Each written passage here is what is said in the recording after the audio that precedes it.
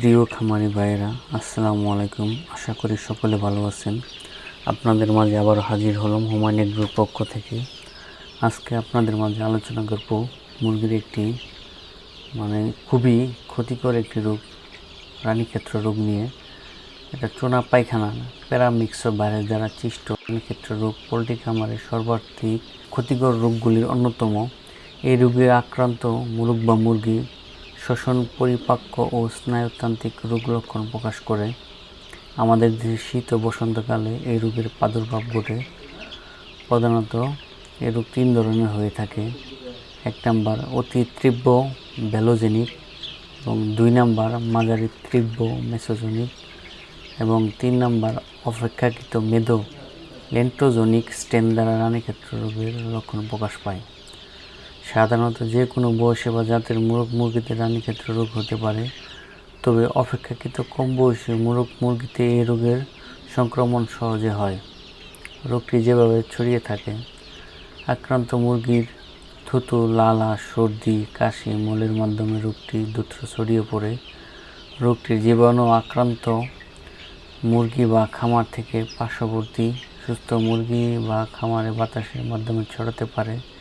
সাধারণত আক্রান্ত খামারের আসবাবপত্র, যন্ত্রপাতি, যানবাহন অথবা লোকজনের মাধ্যমে সুস্থ খামারের মুরগিতে রোগটি ছড়িয়ে পড়ে।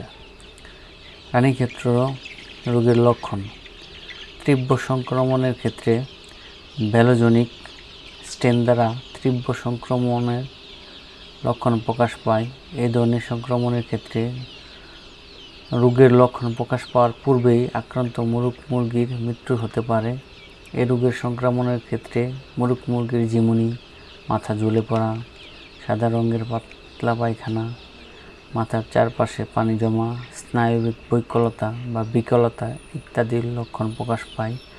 ডানা নিচের দিকে ঝুলে পড়ে এবং হঠাৎ লাফ দিয়ে মুরগি মারা যায়। মৃত্যুর হার 100% পর্যন্ত হতে পারে। মাঝারি সংক্রমণের ক্ষেত্রে মেসোজেনিক স্টেন দ্বারা আক্রান্ত হলে মাঝারি সংক্রমণের লক্ষণ প্রকাশ পায়। আক্রান্ত হলে মুরগ মুরগিদের তীব্র শ্বাসতান্ত্রিক জটিলতা ও স্নায়বিক লক্ষণ, গাঢ় ঘুরিয়ে পিঠের উপর রাখা, পক্ষাঘাত, পাখা ঝুলে পড়া প্রকাশ পায়। অনেক সময় শ্বাস প্রশ্বাসের সময় ঘড়ঘড় আওয়াজ হয় অথবা মুরগ মুরগির শ্বাসকষ্ট হয়। অনেক সময় খোসা ছাড়া পাতলা খোসাযুক্ত ডিম পাড়া এবং পরবর্তীতে ডিম পাড়া সম্পূর্ণ বন্ধ হয়ে যায়। পরিপাকতন্ত্রের সংক্রমণের ক্ষেত্রে চুনের মতো সাদা পায়খানা হয়। মৃত্যুর হার 80 থেকে 90% হতে পারে। মৃদু সংক্রমণের ক্ষেত্রে অপেক্ষাকৃত কম সংক্রামক লেন্টোজেনিক স্টেন দ্বারা আক্রান্ত হলে মৃদু আকারের শ্বাসকষ্টজনিত লক্ষণ প্রকাশ পায়। আমরা প্রতিরোধ কীভাবে করব? প্রতিরোধের সবচেয়ে নির্ভরযোগ্য মাধ্যম হলো জীবন্ত, লাইভ অথবা মৃত কিল্ড ভ্যাকসিন দ্বারা টিকা প্রদান। পোস্টমর্টমের মাধ্যমে যে লক্ষণগুলো দেখা যায়: প্রোভেন্ট্রিকুলাসের পেটিকিয়াল হেমোরেজ বা বিন্দু বিন্দু রক্তক্ষরণ দেখা যায়। শ্বাসনালীর মধ্যে মিউকেট প্রকৃতির শ্লেষ্মা ও রক্তর মতো সাদা দাগ থাকতে পারে। অন্ত্রেও সিকাল টনসিলে রক্তের ছিটা এবং নেক্রোটিক আলসার দেখা যাবে।